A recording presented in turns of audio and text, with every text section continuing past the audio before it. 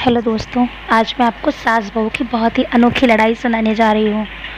एक लड़की थी जिसका नाम सुलेखा था। दिखने में बहुत सुंदर थी। उसकी शादी हो गई और वह अपने ससुराल चली गई। मगर आजकल की लड़कियाँ, जिन्हें ना तो रोकना टोकना पसंद है और ना ही सास की ज़्यादा सुनना, मगर सास वो कुछ न कुछ कहती रहती थी। नई नवेली दुल्हन थोड़े दिन तो अच्छा चला, उसके बाद आपस में टकरार होने लगी और दोनों एक दूसरे से झगड़ा करती रहती थी। एक दिन सासू ने कहा कि आज कुछ अच्छे अच्छे व्यंजन बना लो, कुछ मेहमान आ रहे हैं और चाय नाश्ता का भी अच्छा इंतजाम कर लेना। बस फिर क्या, सुलेखा जल बुझ कर राख हो गई। खाना तो बना लिया उसने, मगर बहुत ही गुस्से में रही और कुछ दिन बाद आपस में इतनी आनाकानी होने लगी कि वो अपनी सास से परेशान होकर अपने पिता के घर चली गई। रोते पिटते पहुंची और बोली, पिताजी आप तो डॉक्टर हो, मुझे कोई ऐसी दवा दो ना जिससे बुढ़िया को खिला दूं और बुढ़िया गूंगी हो जाए। जब देखो गंदी गंदी गालियां देती रहती है, टाए टाए टाए टाए लगी रहती है। पिताजी सोचते हुए बोले, बेटी ऐसे क्यों बोल रही हो? सास तो माँ के लिए समान होती है, लेकिन बेटी कहाँ सुनने वाली थी। कोई बात नहीं। पिताजी को एक युक्ति सूझी और उन्होंने कहा कि ये दवा लो।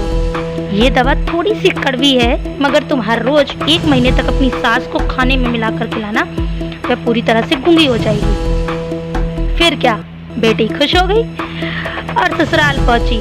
अपने पिता के हिसाब से कहा हुआ काम शुरू कर दिया और सास जो भी काम कहती थी सारा काम मानने लगी।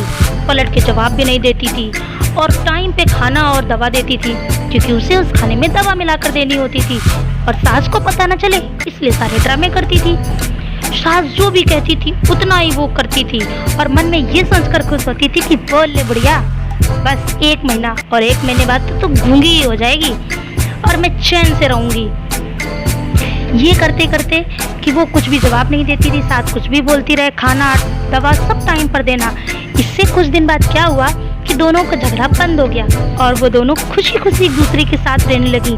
बहुत खुश रहती थी, बहुत प्यार बढ़ गया और प्यार इतना बढ़ गया कि एक दिन बहू ने सोचा कि अगर मेरी सास गूंगी हो गई तो मैं बात किससे करूंगी। वो अपनी सास की आवाज़ नहीं खोना चाहती थी, तो वो अपने पिता के घर फिर रोते हुए गई और कहा, पिताजी मेरी सास बहुत अच्छी है, थोड़ा सा झगड़ा होता था मगर अब बिल्कुल भी नहीं होता हमारे बीच, और अगर वो गूंगी हो गई तो मैं बात किससे करूंगी। तो पिताजी ने हंसकर बोला, बेटा वो कोई भी ऐसी दवा नहीं थी जिससे तेरी सास गूंगी हो जाए, मैंने तो बस ये एक तरकीब निकाली थी जिससे कि तुम्हें सुधारा जा सके। और बेटी खुश हो गई ये सुनकर। तो इसीलिए कहते हैं सास के साथ अच्छे से रहोगे तो वो तुम्हें भी बेटी के समान प्यार देगी।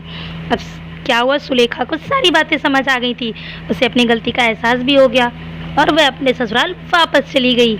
इसके बाद दोनों सास बहू प्यार से रहने लगी और उनके बीच बहुत प्यार हो गया, खुशी हो गई और वो घर खुशियों से भर गया। आशा करते हैं कि ये कहानी आपको बहुत पसंद आएगी। अगर सास बहू की मेरी ये कहानी पसंद आई हो तो प्लीज़ लाइक, कमेंट और शेयर ज़रूर करिएगा। Thank you.